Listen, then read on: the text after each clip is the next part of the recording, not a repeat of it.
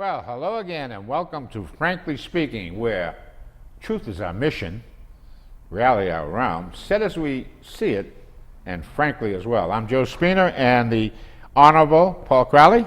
Hey, How Joe. are you, Paul? Paul, let me, before we get time into for a great show. I'm very excited about today's show. Are you? Folks, just so you know, this is Wednesday morning. It is? This is taped, so it's Wednesday morning. I just want you to know that. So we're going to be reacting, at least I am going to be reacting pretty significantly to the news that I know is out there that maybe you don't know about. So anyway. But also, let our audience know that soon we'll be able to take their phone calls because it looks like we may be getting a home. Yeah, if we get a new home, which they're working on right now, all things can change, and we'll be going to a live show on Wednesday nights from 7 to 8. That would be awesome. And the other thing that... I'm looking forward to the calls, by the way. Oh, I love the concept and the idea of us being able to interact. And I want to thank all of you for sending us really complimentary things, which we'll get to at the end of the show, huh? Yeah, absolutely. Before we go into the meat of the show, Paul, I'm a retired teacher. And I was talking yesterday, we were at a special occasion, the two of us, a lot of Lynn folks there. Yep. And I'm thinking of going back to pick up a few dollars. You know, if you live long enough, you're going to go broke. And I was mentioned to me that I'd be capped, going substitute tutoring, which I do on a regular basis. But I'd be capped because that's the way the pension system works. However, there is a caveat to that I was unaware of, and I'm going to ask you because I want to pick your brain, you being not only a bean counter, but one of intellect and sagacity. So, I don't know where he's getting this, but go ahead. Though, huh? Yeah. Now, here's the way it goes. The Massachusetts legislature, deeming their best interest, and they're always self-interested, right? Without a doubt. Without a doubt. Yeah. They decide to pass a law by which, if they were, for example, superintendent of schools and retired at 80%, and they decided to run for mayor of the city of Lynn, they could, without impinging their pension. As an elected official, they can collect whatever the mayor earns. But you can't make a few extra bucks working as a school teacher? No, I can't. I can, but only I'm capped. Right, but being the superintendent of schools, which is probably the highest paying job in the city, and being the mayor, probably the most important job in the city, in addition to one of the most highest paid. You get both checks. That's the point. Yeah, because the legislature said if you're an elected official, you can collect the total amount that the elected official will get. I see. So right, it's like a waiver. You know, if you're getting a pension from the city of Lynn, for whatever reason, school teacher, policeman, fireman. And did this come up because of the question about the chief of police running for sheriff? For sheriff? No, that wasn't the genesis of it, but now that you mention that. Because that's kind of the same thing, right? It is the same thing. He's currently a high-paid employee in the city of Lynn. Right. He's probably at or near capacity in terms of his pension. So, and now he's going to be an elected official. Will he be entitled to collect his pension at the same time? That's an interesting question. I don't know. I don't know the answer to that. Any of you folks out there have the answer to that? I wasn't thinking of that. I was just thinking of, because you work for the city. Did you get your 10 years in? If you had 10 years on the city council, you would have been eligible for a pension at some point. I have officially 7 years. So, but if you were able to, so if you got if you went back and worked in any capacity in the city of Lynn, city council or whatever, that would add to your... Yeah, I need to get 3 more years. I got you, yeah. All right. But that was the point I was trying to figure out is, in some instance, and by the way, would that be the same, for example, if I ran for Congress, folks, I'm not running, although I think I could beat the guy, no. If I ran for Congress and I have a pension as a teacher, would that salary that I received as a congressman, because that's federal, would that mean that I have to give up my pension? Or is it only state? You get my point? Yeah, the state legislature. Yeah. It'd be interesting to find out. Yeah, I know that the state and local pension system is very much tied together. I'm not sure how it works when you're in the federal system. Well, we'll try to find the answers to that because I think it's interesting. All about Lynn, Paul. Lynn, let's talk all about Lynn. Let's open up with all about Lynn. My favorite Lynn. city. Yeah. Do you know, I got to tell you, in my early career, yeah, and when I worked, I went to school in Boston, worked in Wellesley, and I was always around, snobs. right? People who, came from money and all that kind of stuff. And I just really didn't fit in very well. Early on, I used to be embarrassed to tell people I was from Lynn. In fact, I used to say, when I worked in Wellesley, and I would say it really fast, I would say, I'm from Westland.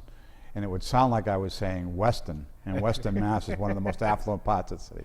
And I'm coming clean with that because there was a time when I felt that way. But after I got fully immersed in this city, I discovered how much I really love this community, and now I have no problem at all telling people where I'm from. In fact, I can't wait to tell people. Are you preparing to run for mayor? No, I'm not. Are you sure? No. Well, I got to get my 3 years in, right? And, maybe if I'm being driven by pension, maybe. You have to think about it. Yeah. As we speak, by the way, you like fried clams, don't you, and seafood? I do, but I don't eat them. That's not the question whether you eat them. Do you like them or not? I mean, what I'm simply saying Love is, fried clams. Yeah, I mean, I also like steamers. I like the dip them well, in the butter. my granddaughter had a yen, so last week we went and did it. Now, fascinating that as we're speaking, a dye is being introduced to our harbor through the Lynn Water Sewer Commission and under the auspices of the Food and Drug Administration and also whatever the equivalent is for the state. Right. You know what that equivalent is for the state? The purpose of it is, and it's non-toxic, it's going in there, and apparently it hits Broadway Sound, which I never heard what that was, Broad Sound, Lynn Harbor, the Saugus and Pines River. I didn't even know we had a Pines River. Sure. And what happens is they're trying to make sure that the beds, shellfish beds, are safe. Right. Good thing. So that's how they're doing their research? Yeah. By the way, reason I know we have a Pines River, because it goes right past the Point of Pines. I never thought of that. The Point of Pines. Wow, my man. I mean, That's Revere, but we're separated by the Pines See, folks, River. I told you. He's a fountain of information. Anyways, that's from August 22nd through the 26th that they're putting it in there. And the Massachusetts Division of Marine Fisheries, which might be up your alley because aren't you on a board that has to do with these seacoasts? Seaport Economic Council. So that may have some relationship. Right. Well, yeah. What is interesting is I'd like to learn more about what the study is, what it's for, and maybe how the state's participation in the development of the seaports would be interested in learning more and maybe even participating in the expansion of the program. Well, the real purpose of it is aimed in part to ensure protection of the seafish beds. However, you mentioned something to me about, was it you? I mean, I'm getting a little senile here. That we only actually, the fish that we eat around here, shellfish and otherwise, is only 10% of the. So, tell me about that. Did I say that on the air last week? I don't remember. No, you told me as an okay. aside in your capacity as this big. So I'm at the Seaport Economic Council. That's what I'm meeting, talking. Yeah. And they were talking about how to expand the fishing business in effect by selling more fish products and so forth. Mm-hmm. So they're talking about it, and they're basically talking about it from a byproducts perspective. In other words, the fish that they do catch and distribute in the Massachusetts area, or maybe let's call it the New England area, is whatever fish it is, and then they can they turn the skin or the oil into some type of byproduct that they could also sell. So that was kind of the initiative that we were taking under review and considering funding. And by the way, we did fund it.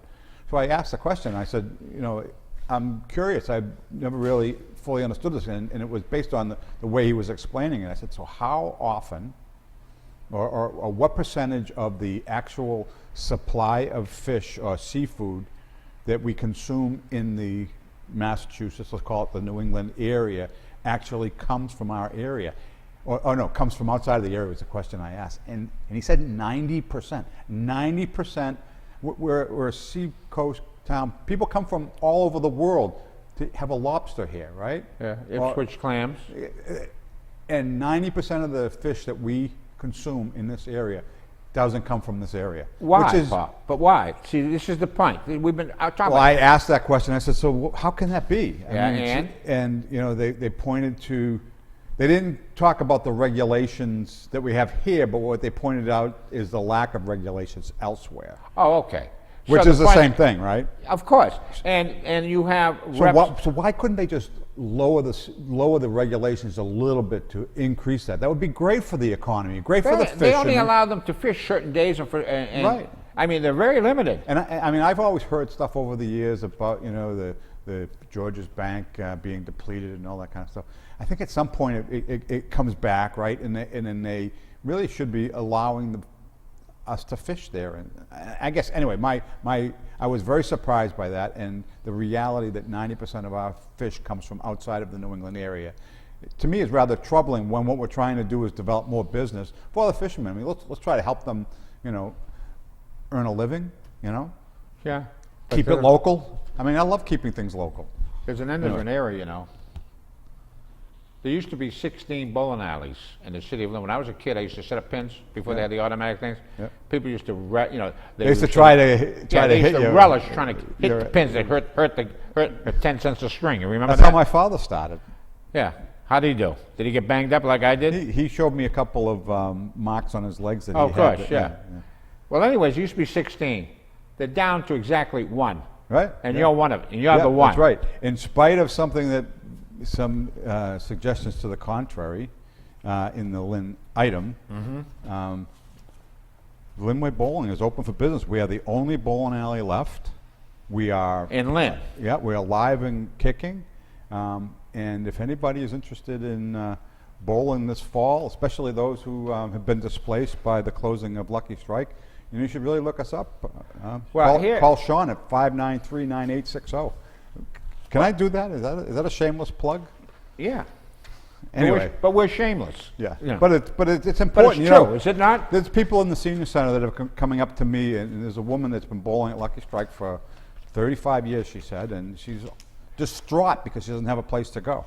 And when I told her about that, she was like very excited because she can actually walk there from where she lives, and So bowling will be alive in Lynn, at least in one place. Yeah, for now. So this young lady, Jan Donovan, who apparently was a bowler and has been for many years, said it. I love simplicity, Paul. To be or not to be. Yep.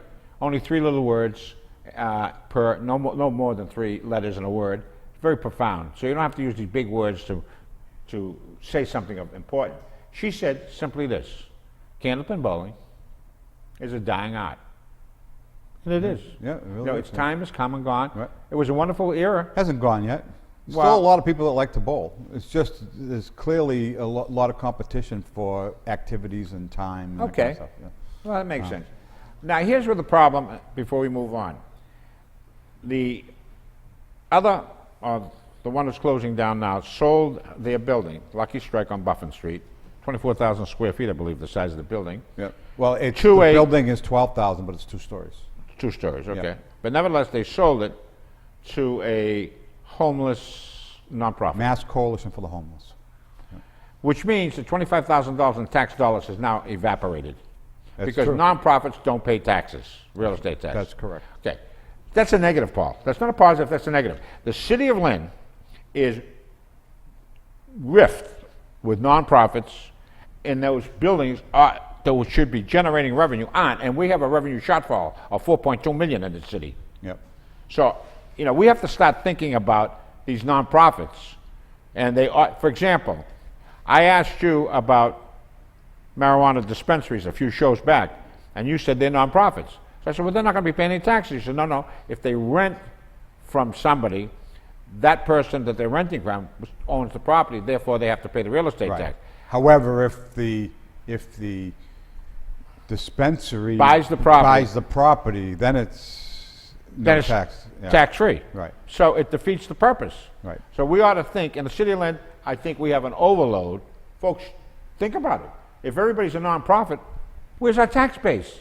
And on top of it, we are catering to a population that's cost extra dollars, Yeah. extra services. For years, I've been, just so everybody knows, in Yeah. case you don't, I run a nonprofit. We have 700 employees. We both own real estate and we rent real estate. So there is impact on us if they were to start charging nonprofits taxes. We could potentially be one. By the way, I'm not opposed to paying something. I really am not. I think my colleagues in the nonprofit world are grimacing if they're hearing me say that. But I think it's important that we contribute to the overall support of the community. And now I say that, and with the same thinking, we also need to make sure that the city is spending the money wisely. So it's a balancing act. So, well, wait a minute. so I'm not gonna sit here and say we should pay real estate taxes and then watch them take that money and waste it on creating positions that they don't need. That's not the issue. The issue is this, is that if you like ice cream, that's all good and well. But if all you eat is ice cream, you're going to have a negative effect from it, right? Right. All right. Nonprofits are all good and well. But if you have too many of them, right. Well, which the city of Lynn has, it's a negative. And I was actually trying to go down that path, Joe, and I kind of lost my train of thought. But so when I was on the city council, this question came up all the time. The people in the nonprofit world are doing good work. Some people call it God's work. They're always trying to help those less fortunate and so forth, and they have all these programs to help them. And the more the programs exist in our community, the more people from outside the community say, send them to Lynn, and the more they send them to Lynn, the more the nonprofits feel like they need to be here because that's where everybody is, and it's just a kind of a cyclical. But here's the thing: Yeah. there needs to be a balance, and this is your point. I think you said you can't always eat ice cream. You got to have some fruits and vegetables or whatever. So to me, there should be a healthy amount of push coming from the for-profit sector, pushing against the nonprofit sector, and vice versa. So that's the balance that we really need. So in other words, we need to be able to provide resources for those that need it, and B, resources for those who want to work, to create kind of a working environment, help to develop the middle class and that kind of stuff. So that's all important things I think that have to happen, as opposed to us becoming, all one or all the other. As an aside, take a look at the Clinton Foundation, which is a nonprofit, and see about how well they do. They're not giving too much money to charity. You want to get me wound up, you can just talk we'll get about to that. that. But let's finish off Lynn. Right. 6.1 million, which is not chump change, going to the MBTA to upgrade, fix repairs, the garage across from North Shore Community College, and also some of the stations where the down on Mount Vernon Street. Right. That's all an MBTA location. That's a major stop for the buses and so forth. But why 6 million? I mean, they're saying that there's been violated. Does anybody go there? So let me just tell you my feeling on that. Go ahead. It's only 6.1 million now because they haven't gotten through the project yet. So they're going to need more money and they're going to need more time, just like they always do. All right, want to hear the best part? And I'm not saying the MBTA. I'm saying government. But the Lynn Police Department isn't going to be doing any of the detail work there either. They're not? No, How come? because the transit police are the ones going to be doing it. That's the way the contract is going. So we don't even benefit. Our local police officers don't even benefit because of it. My problem is this: what was the intent of that garage that a blue line was going to be extended to Lynn? Yeah, or what? Because I hear people say it's never going to happen. Blue line will never come to Lynn. So Joe, this gets back to our talk about the ferry. Yeah. How many times did the city or the elected politicians in the city of Lynn take credit for building that parking garage until they pretended that they had nothing to do with it when it was an eyesore and there was all kinds of trouble in there and it wasn't well lit and it wasn't well maintained? So. Oh yeah. So they built it in the hopes that someday they would get a blue line, and they put a pig in a poke basically. They put it in a place where. Even to this day, it doesn't get the kind of volume of activity that it needs to be self-sustaining. Oh yeah. In fact, I think that the city would, or the MBTA, in conjunction with the city, would entertain privatizing that building and try to figure out a way to make it more attractive. What I hear is the businesses in the area don't want to use it because it's not well lit and there's trouble in there, and they're afraid, and the employees are afraid for their life or their property when they're coming and going and all that. But they're going to pay. They're going to spend 6.1 million. And it's like throwing money away. It's like might as well burn it because it's going to fall apart again because it's neglected. That's the difference between capital spending and operational spending. I remember This was back in 2009. Remember shovel-ready projects? Yeah. That whole term. So in 2009, the Obama administration was trying to stimulate the economy because was in the doldrums. Whether you agree with that philosophy or not, he basically committed, $800 billion, which is a lot of Well, money. we rounded off to a trillion. There's a lot of zeros in 800 billion. Yeah. So he wanted to do this, and he had to have these shovel-ready projects. So everybody in government was scrambling, how can we get this money? And what they were doing is they were saying, I got an idea, let's buy 50 buses, even though we don't need them right now, because that's the only way that way we can get the money, is we can tell them we need them. And so you get 50 buses, or you get $6 million to build, to do renovations on a parking garage. So in the private sector, it's always about what do you need, when do you need it, and then you go forward, right? In the government sector, it's what can we get while the getting's good, and that's so it's a kind of a dysfunctional, kind of a perverted way of building out infrastructure. Do you remember a few years ago we were driving in from Boston and coming down Boston Street, as a matter of fact, and we took a look at the General Electric, and I said, Paul, Western Ave. what happened to those? It was Western Avenue. Yeah. You're right. Thanks for correcting. I said, Paul, they're covering up something here. Right. All the fencing they Right. put a black skirt over it so you couldn't see through. You couldn't see anything. That's why they were tearing And then down we recognized the fact that they were knocking buildings down left and right. Yeah. Because you don't have to pay taxes on the structure except on the land. Right. So the General Electric has had a lot of manifestations in my lifetime. It's gone through a lot of incarnations. As we speak, apparently they've received the 24-month contract, Whirlybird Cometh, they call it, the Whirlybird Cometh, and they have a contract to upgrade the Apache and the Black Hawk Down, great movie stuff. So Seth Moulton sends out a press release to that effect, and we're going to get jobs now. About 100 engineers. 100 engineers, yeah. Maybe. Right. Maybe. Most of them in Lynn, it says. But the contract went out to what is known as GE Aviation, which is actually headquartered in Cincinnati, Ohio. Uh-huh. So I don't know if that contract goes directly to Lynn. I'd like to know that, by the way, or to Cincinnati. And it's nice to get some jobs. It's a question of where jobs. the work goes. And I would tell you, by the way, and this is another one of those cases where, the congressman and all his supporters come running up and saying, look what the congressman is doing for us, so that to perpetuate his, so he can be a congressman as long as he wants. The reality is, as you pointed out, the GE Apache helicopter work has been done in Lynn for a very long time, and if they're going to continue doing the work, where would they do it? In Boston? In Cincinnati? In Florida? Overseas? No, they'll do it in Lynn. So, But here's the thing. Go ahead. so I guess I'm just not convinced that it was a lot of work that. First of all, Seth Moulton did. it's a contract with design. The design of what they call the GE 3000, 3000 but it's horsepower. the next iteration of an existing system. But it's a design. It's not manufacturing anything. No. Okay, I mean, unless I'm reading it wrong. 2-year contract to design the GE 3000 engine to retool nearly 3,000 Apache and Black Hawk helicopters. Again, all it is an opportunity for the congressman to take credit for creating 100 jobs. He's going to be telling everybody that he created 100 jobs, and I'll tell you, he didn't. Sorry, Congressman Moulton, you didn't create the jobs. The business sector did, and the need for defense spending did. Question: do you recall? We'll see if your memory's working. You're a senior citizen now. Do you recall we did a segment on plagiarism back a month or so ago? Yes. And I told the people that I plagiarize. Right. I look for news stories and I reshuffle them, and that's the way news is done. Now, I happen to read the article in the item about the Whirlybird, right? This contract. Yep. And I also got the press release from the congressman's office, and I matched them up.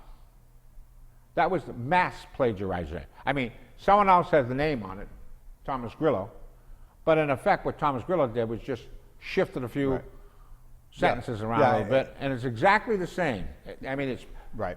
Is that what news is today, plagiarizing? Well, I mean, the concept of a press release, I don't know how old that concept is, but it seems to me that when somebody wants to control the narrative, basically make sure that their point of view is properly expressed in the dissemination of information, that you issue a press release. So Moulton's office issues a press release that basically is full of fancy for him, right? Obviously, he's trying to promote all the good work that he's doing to help the city of Lynn. I don't fault him for that. Right. I fault the item for taking that and putting it verbatim on the front page as a news item, when it's nothing more than a press release. Is that news? We're going to get to it because you're all upset about the Globe and what they pulled off. Yeah. To our next topic in the city of Lynn, and we can move on to more serious data: cuts, shortfalls, and taxes. First of all, let's define cuts, because, folks, the word cuts is very misleading. What is a cut, Paul? So you're talking about the difference between actually reducing spending and actually lowering the rate of increase. I like the way you explain that. Yeah, that's exactly right. Yeah, go ahead. Well, if you think about it, so every year, right, there's a certain amount of inflation built into the economy. People get raises, things cost more. So let's just say that on average, all costs increase 3% per year. So if all costs increase 3% a year, in order to continue to pay for them, you have to increase your budgets 3% a year to cover those. So that's called inflation. It's called inflation. So you basically raise taxes at the same time you're raising costs, and hopefully you're raising wages at the same time. But if you don't, and all three are going up in But if they're unison. stagnant, but if you have stagnant wages, what's happening to the middle class? Getting screwed. Okay. Right. So the point of the matter is, what I was getting at is, Paul, I gave you $10 last year, but you know what? You're such a nice guy and so erudite. I'm going to give you $12 this year. Oh, Paul, I thought about the heck, but I'm only going to give you I'm going to give you 11. Right, and they call that a cut They call of that one. a cut. You got a buck more than you got last year, but it's now a cut. Right. Isn't that that's the fancy term? Right. That's how they do it without using zero-based budgeting at the federal level, Exactly. because they don't have to balance their So budget. in effect, they're giving you more money. You actually got a raise, and they call it a cut. Right. Now that is what they call semantic gymnastics, which is a new term. I like that. Semantic I gymnastics. call it BS, but okay. Yeah. So now what happens is when they have this thing called a shortfall. Shortfall means, folks, you spent more than you made. Right. You don't have enough money to cover Right. your bills, right? So there becomes a search for a thing called revenue. They keep looking for golden gooses to lay eggs. Yep. Okay? Thinking that that's ad infinitum. The golden gooses lay eggs forever. Right. Well, that's what public unions do. They don't really care where the money comes from. Just keep it coming. Oh yeah. Yeah. As stated in the paper regarding the Right. 73,000. So that they can continue to get more money, so that they can fund their union, so that the union can hire or help elected officials get elected that are going to support their initiatives. So they keep the ball going like this, with taxpayer dollars coming in and keep it happening. Except for one problem here. Their mindset is always that the way you get revenue is to raise taxes. It never occurred to them They think it's that static. if you cut taxes, you actually end up with more revenue, Right. because more people are working, you stimulate the economy. They don't realize as you keep raising taxes, it's like pulling water from the reservoir, Yep. and sooner or later, what's going to happen to the reservoir? It's going to be gone Gone. unless there's more water coming in. Precisely. Right. So revenue flow is to make sure you expand, make more pizzas, not one pizza and keep cutting it, right? So what did they do right off the get-go? There's two proposals. One is, both of them are to raise tax. One proposal is a Lynn meal tax of 0.75%, Paul. Yep. That's 0.75%, which they claim could generate $700,000. Do you think $700,000 worth of revenue is going to make a huge difference in the city of Lynn? I mean, that's a silly way, in my view, to try to get revenue. If you want to get revenue, that nonprofit that's coming in on Buffin Street, that's $25,000 out the window right there. Right.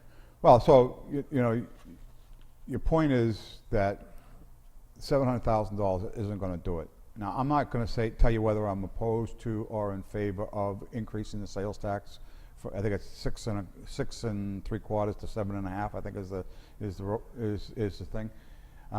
Whether it is or it isn't, it's only one piece of the puzzle. When you're dealing with a $4.2 million deficit, you have to think about different ways that you can enhance revenue, and you have to think about different ways that you can lower costs. Well, the mayor opposes this, by the way. It's a balancing act across the board. You want to do all of the above kind of strategy. Well, here's the problem. It starts at 0.75, and before you know it, it's 2 and 3 and 4 and 5. It escalates. It never retires itself. It always goes up. But the state of Massachusetts increased the sales tax from 5 to 6.25. Right, and then it was, but they had a 7% local option. So this increase is only related to a local option that has existed for many years. In fact, when Chip Clancy was the mayor, they were talking about this, I think.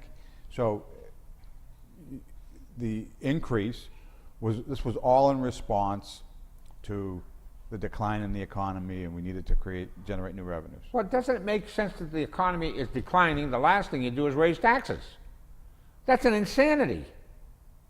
It should be the other way around. Look, when the economy is going down, you alleviate taxes so people can go out and generate and buy things and do things to stimulate the economy. Right. I mean, that's economics 101, isn't it? Yeah, but I question the sales tax. First of all, I think it's, there are too many taxes. I'll just say that straight out. But I think the sales tax increase I guess I'm actually starting to sound like I support it, going from like whatever it is, 6.25 to 7. When you and when we go out to dinner, we spend $50. 1% is 50 cents. I understand it, but it's not going to stay at 0.75%. But here's my thing, and I get that. But that's a different question. What you're saying is it's going to have the opposite effect of stimulating the economy, and Of course it will.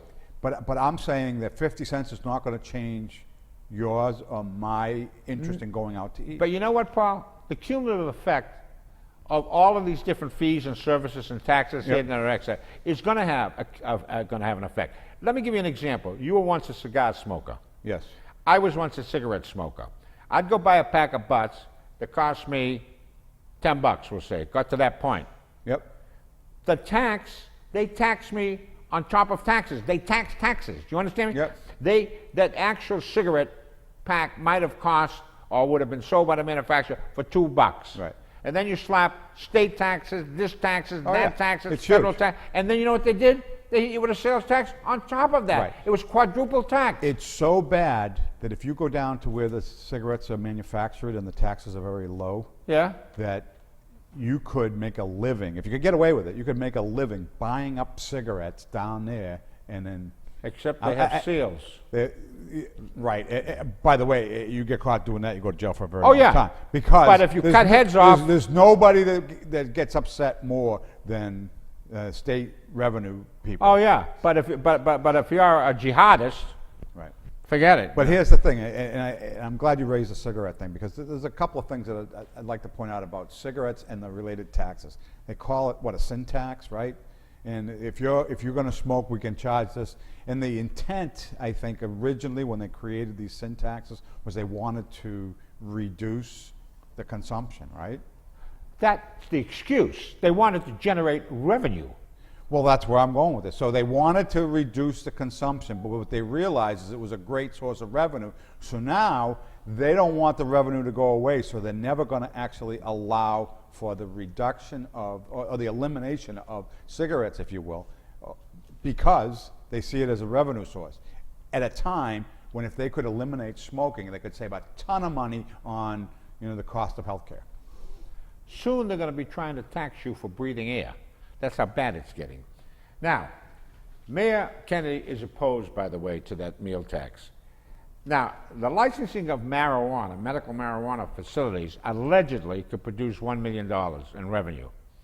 Now, that fascinates me because I've discussed this with you before on other shows. If, in fact, you only have 13 or 14,000 certified individuals who are legally allowed to buy medical marijuana, that's not a big universe.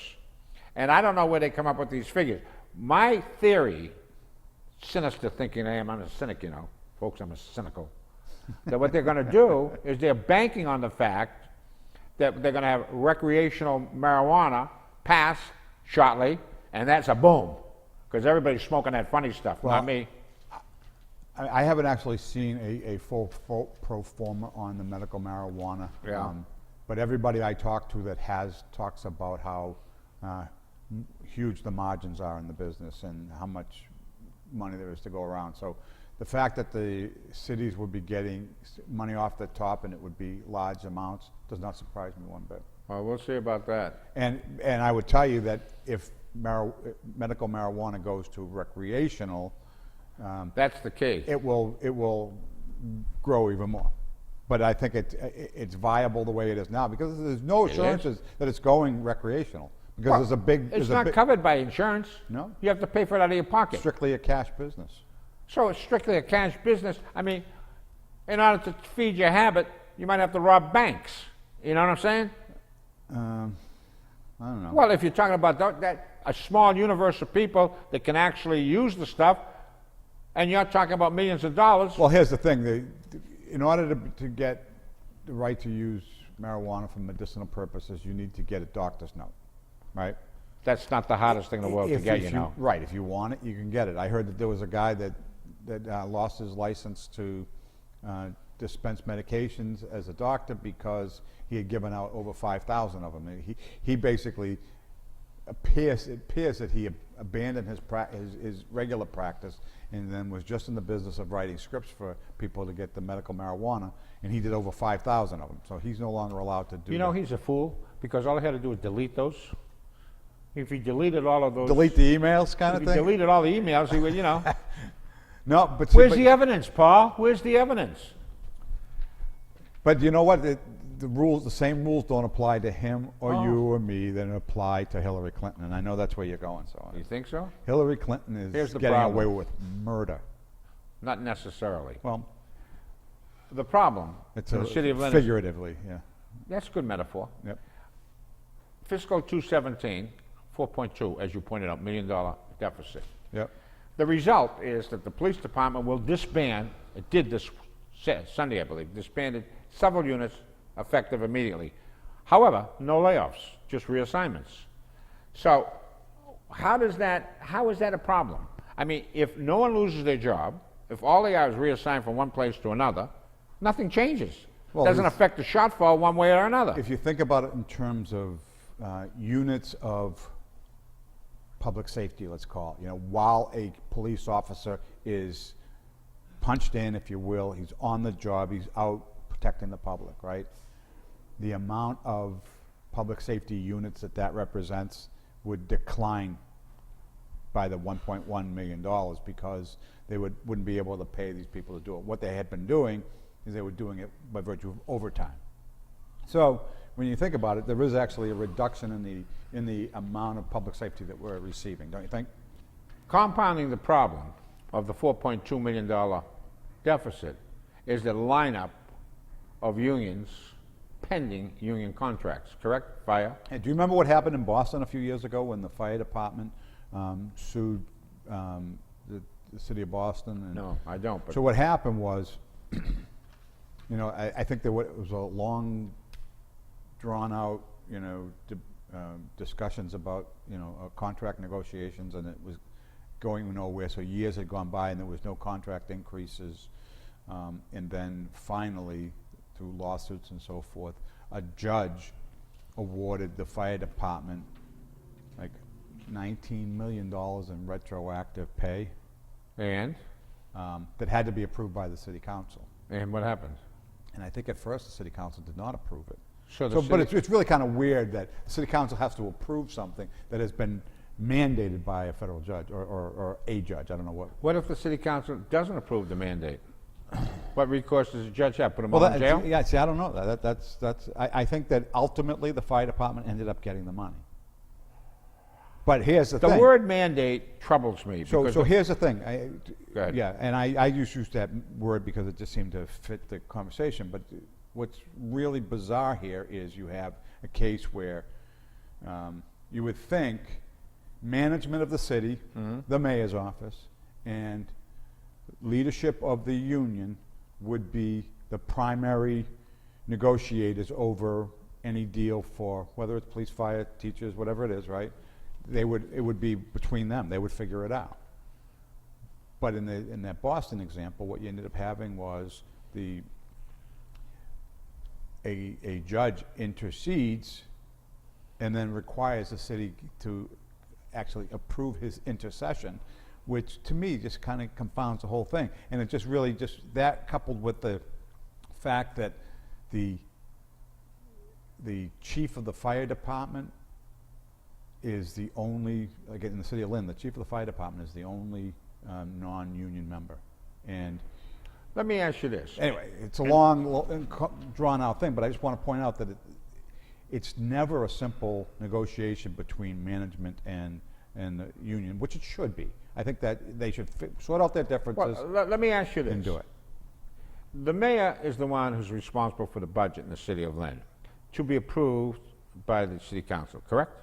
The city council does not write the budget, No, does not propose the budget. That's done because of our... they can't cut it conscience. either. They can only Right, approve it. so the mayor is actually the one who puts the budget together. No, they can only cut it. They can't add to it. That's what it is. Talking about the city council. Right. Okay. We'll get into that in a bit. Now, the council president stumbled onto a wonderful truth. Daniel Kale, I compliment you. And in simple language, he simply said, it's a profound truth, by the way, there's not enough cash to go around. Right. That's simple. Now, if there's not enough cash to go around, guess what? You got to stop eating lobster. Right. Well, but what do the public unions say to that? How do you think the public unions respond to a comment like that? They basically Well, they want say, the butter. raise taxes. They want more butter to dip the lobster in. Raise You get what I'm trying to taxes, right? say? They don't have any problem with raising taxes. Yeah. Right. It's other people's money. Right. That's it. Yep. Yeah. Okay. So And if the city council and the mayor don't support raising those taxes, they will, the unions will work against them. we have gone deep into Lynn items that we missed off on a couple, so we're going to fly through them. First of all, dynamic duos. And flip that up there. And if you notice, you see there's a yin-yang. And then next to that, I want to see if you can identify these. I want to date you, Paul. Who are these guys in the bowler hats? Laurel and Hardy. That's it. I don't know which one's Laurel Neither do I. though. Stan Laurel, no, Stan The skinny one. is a little skinny. Whatever, one. I don't know. Folks out there, take a look and see if you can do it. Then next is, That's Abbott and Costello. yeah, they were funny. And, Martin and Lewis. uh-huh. So, if we're a dynamic duo, Yeah, we are, by the way. who's who? Who's Martin? Who's Lewis in this in our tag team? We are better looking than I, so you'd have to be Dean Martin. Plus, you can sing. I can't sing. But I'm Robin and you're Batman, no? No, I think I think I would. Well, be. who's Huntley and who's Brinkley? I couldn't tell you who they are, but There they are. They were the diabolical liberals of the past. I don't know if they were liberal, but they were, pretty popular. And then in sports, we have the great Mickey Mantle and Roger Maris, No, is that Roger Maris? Yeah, No, that's, Roger Maris and that's Mickey not- Mantle. That's not. Oh yeah, that is Roger Maris. I'm Of course sorry. it's Roger Maris. And next to them, Montana and Rice. great combo. And the Lovers, Spencer Tracy and Katharine Hepburn. Right. Renowned. And then this Elizabeth is a Taylor double and hitter. Richard Burton. Yeah, it's not only Elizabeth Taylor and Richard Burton, but it's also Mark Anthony and Cleopatra. That's right. Yeah. Okay? And then, of course, Sonny and Cher. yeah, unfortunately, went into a tree skiing. Yeah. Now who's this woman here? Donnie and Marie Osmond. Oh, wow, that's right. 'Cause she's on the commercials now, right? Yeah, she used to be fat. She went up 50 pounds. Now she's looking pretty good. That's a picture when she was young, and the picture she looks exactly the same. She looks pretty good, huh? Yep, she Now, these folks you're familiar with because Saturday mornings you spent all your time taking a peek at Tom and Jerry, Yep. my favorite, Rocky and Bullwinkle, and Yep. Natasha, Boris and Natasha. Yeah. Remember And him? Boris and Natasha, they were enemies of Bullwinkle and Rocky, right? Weren't Oh, they were evil. But they were like the Oh, yeah. They were bomb throwers. antagonists, Yeah. right? They came from Eastern Europe, Yep. They were like, the Soviets and Putin types. Right. And then you have, I saw a pussycat. I did, Sylvester and Tweety. And then we have the Chipmunks and Minnie and company. And voila! Now we have the real dynamic duo. I don't know about that, Joe. Look, God, wait a minute. Huh, folks? Huh? And that's that little number. So- Paulie, let's rush because we're going to have to be continued, folks, next week, but we're going to open it up. The big lie. This is your area. I thought we'd be spending a lot of time with the big lie. Progressivism, is that it, Paulie? Liberalism, Yeah, all that stuff. socialism, fascist economy. And what do the people So are say? we running out of time? Is that? We are running out of time. Can That's I can't do this thing about the globe? You will in a second. Oh, all right. Okay. If we go through this quickly enough. You know, all the people who lived under these, all of these people that lived under this, these banners say, hey, you got to be out of your mind to go down that road. Right. Now, good Greek boy named Plato, this is what he said in Yeah. 427 BC. He said, strange times are these in which we live, when old and young are taught falsehoods in school, and the person that dares to tell the truth, guess what, Paul? Is called at once a lunatic and a fool. So you and I, you're a lunatic, I'm fool. Right, and but the interesting thing is that while we talk about it in today's terms as if it was never happened before, it's been going on ad infinitum, right? Yes, it's 427 at least. But here's your favorite guy. That's What about Goebbels? 2,500 years ago. That's pretty good, Paul. Good guy. I told you you were a math guy. Now take a look at your buddy, Joseph Goebbels.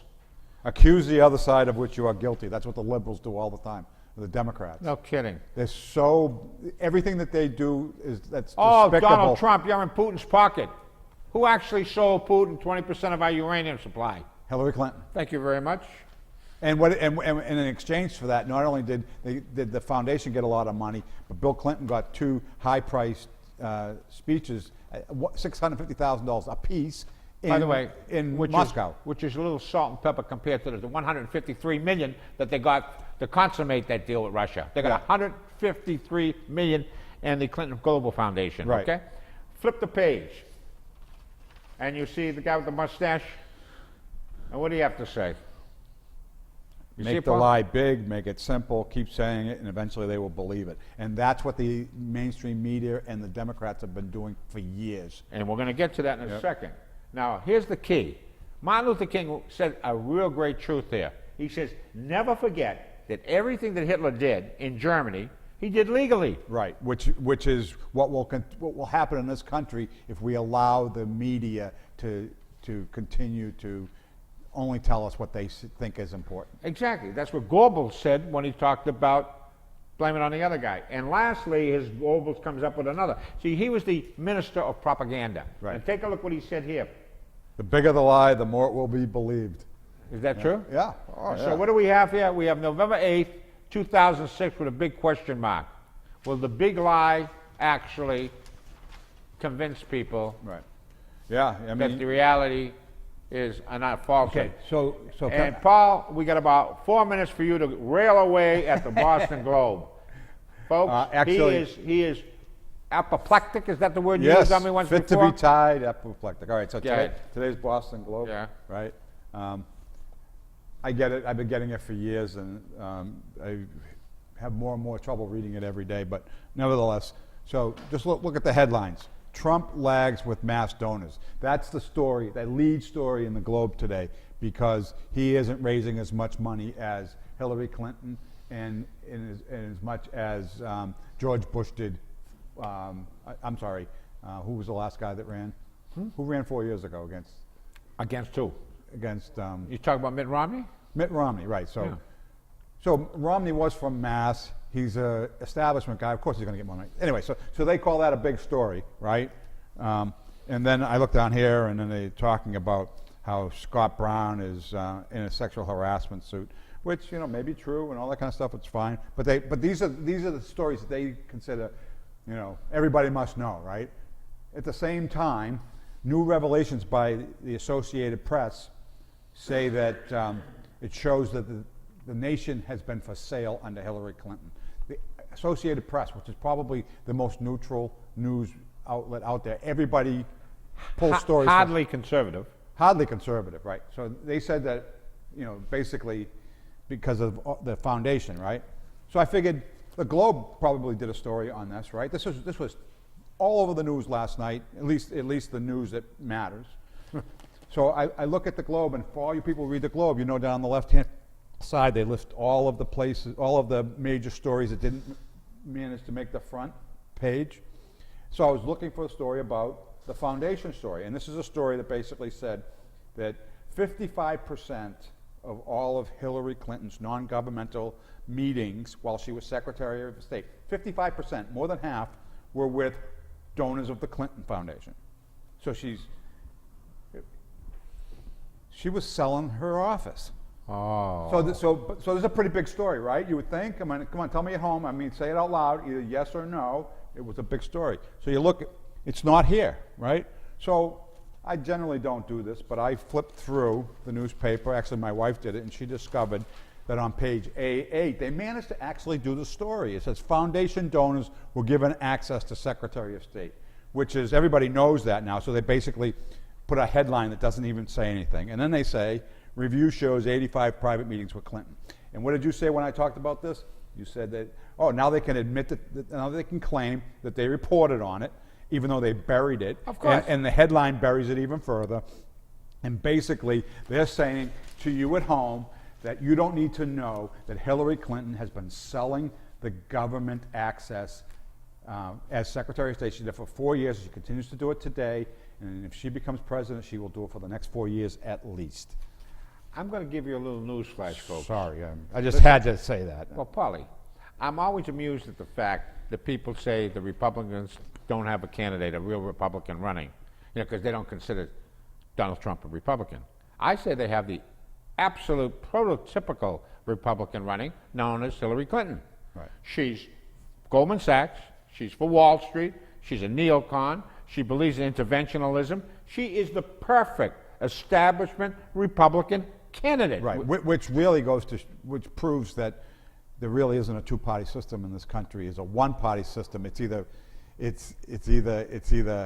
Democrat or Democrat light. You know what I mean? These Republicans aren't really. Call it whatever you want. Right. I wish we got a little more time into the big lie. We'll develop that again next week. Pedro, give me a single. Are we ready to move on to better things? Folks, I know that you missed it, but the dynamic duo must go. We have to fight crime, injustice. In all of its forms, especially with the government. On that note, bye-bye.